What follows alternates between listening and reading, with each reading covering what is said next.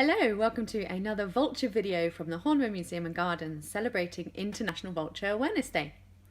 I have 4 vulture skull specimens in front of me here. This one is what we call a New World vulture, and species within the New World vulture group come from the Americas. And these 3 specimens are what we call Old World vultures, and they all come from Europe, Asia and Africa. Now the common name, the common name for me and you, for example, is human, whereas the scientific name is Homo sapiens. So the common name, vulture, marries these 2 groups together. But actually, Old World and New World vultures are not that closely related at all. The reason that they've been married under this term is because of what they look like. They all look very similar. The reason they look very similar is what we call convergent evolution, and that means where animals who have the same life habits, who are behaving in similar ways, eating similar things, they have subsequently evolved in such a way that reflects that life habit and subsequently look very similar. So the thing that gives vultures that very distinctive silhouette, where they have these sort of rather large bodies but very slender heads, and they look a bit sort of hunchback, don't they, as a result? The reason for that is that they are very clean animals. So a lot of vulture species are scavengers and they feed off carcasses. And when you stick your head into a carcass, your head and neck get covered in the things that you would find in a carcass. And if you have a beautiful beak like these animals do, it makes it quite easy to clean your feathers on your wings or your back. But cleaning the back of your head when the only thing you've got is a beak is obviously much harder. So in order to keep themselves clean, as I say, most vulture species have very reduced feathers on their head and neck, and in fact some species don't have any at all, and these are what we call bald vultures. And so this convergent evolution is what gives all of these vulture species a very similar, distinctive sort of silhouette, and what marries them under this common term, vulture, even though they're not that closely related.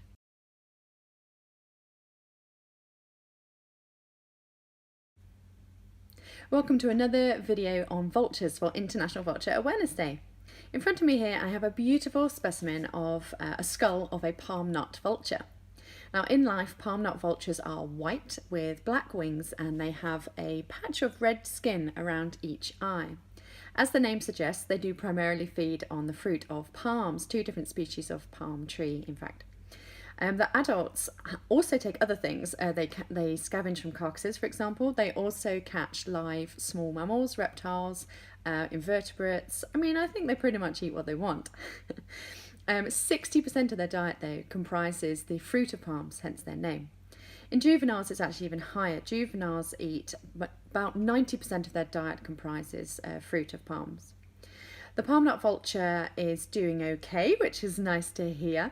Not all vultures are, sadly, and they live in over 30 countries spread across the continent of Africa.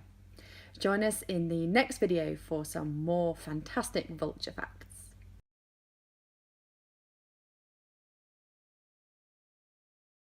It's International Vulture Awareness Day, one of the best days of the year if you like vultures, which I do. Here at the Horniman Museum and Gardens we have a few vulture skulls, and I wanted to show you a couple of them in some videos which I'm going to post on social media today. I'm going to start not by showing you a vulture, I'm going to start by showing you a carrion crow, the skull of a carrion crow. That's one of the largest birds you will see regularly if you live here in London, where the museum is. This is an adult carrion crow. That's how big their skulls get. Now in comparison, I want to show you this amazing skull of a Lappet faced vulture. Look at the size difference. This animal is massive.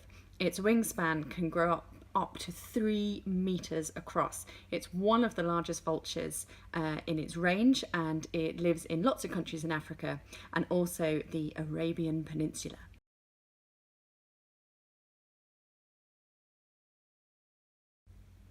Welcome to some more amazing vulture facts from the Horniman Museum and Gardens. I have a Lappet-faced vulture skull in front of me here. It's huge, as you can see. What I wanted to tell you about this time is its beak. You can see that the beak on this skull is darker and shinier than the rest of the skull, and that's because the beak still has its keratin sheath on it. Now keratin, you have lots of keratin, so do I have loads of keratin. Keratin is what makes up hair and fingernails, rhino horn, but with birds, although it is still keratin, it's a slightly harder substance, it's a harder version of keratin. Underneath the shiny sheath that you can see on this Lappet-faced vulture skull is just bone, but it's still pointed. I want to show you. This is a white rumped vulture without its keratin sheath, but you can still see that pointed tip on the end. They are amazing birds, vultures, and it's really important that we look after them. And I'll tell you why in another video.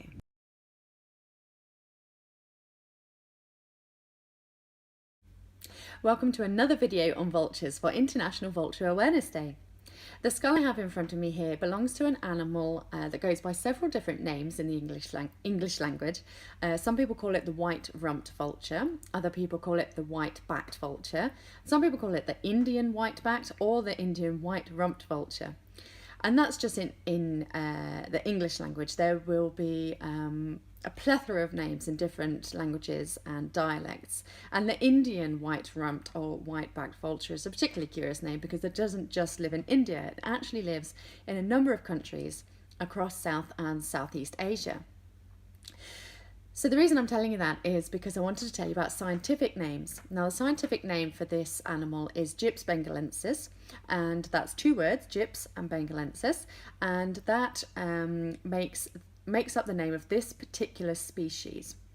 So the scientific name for humans, for example, is Homo sapiens. It's always two words, and they are normally based on either ancient Greek or ancient Latin. And the point of a scientific name is that anyone from across the world, no matter what country they're in or what language they speak, we all know by using the one single same scientific name for every species, we know that we're talking about the same thing.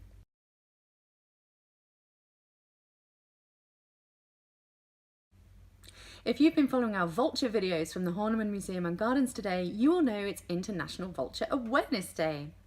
There are two reasons that we have this really special day each year. The first one is that vultures are amazing animals and it gives us a really good excuse to talk about them all day long.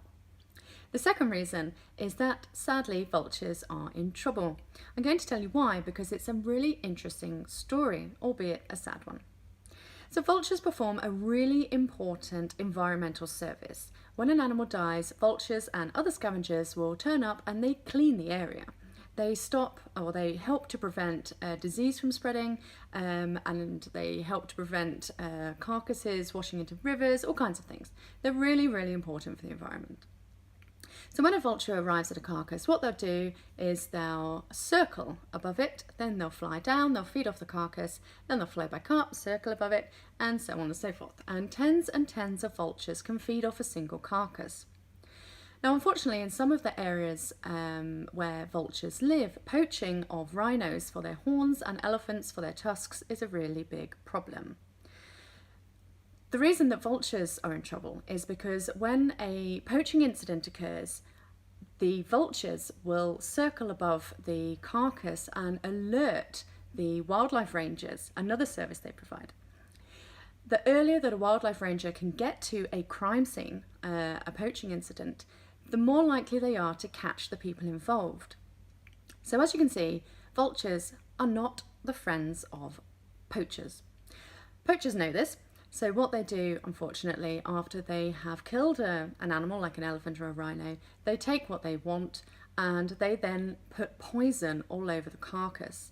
So when these scavengers, such as vultures, land on these carcasses, they are poisoned.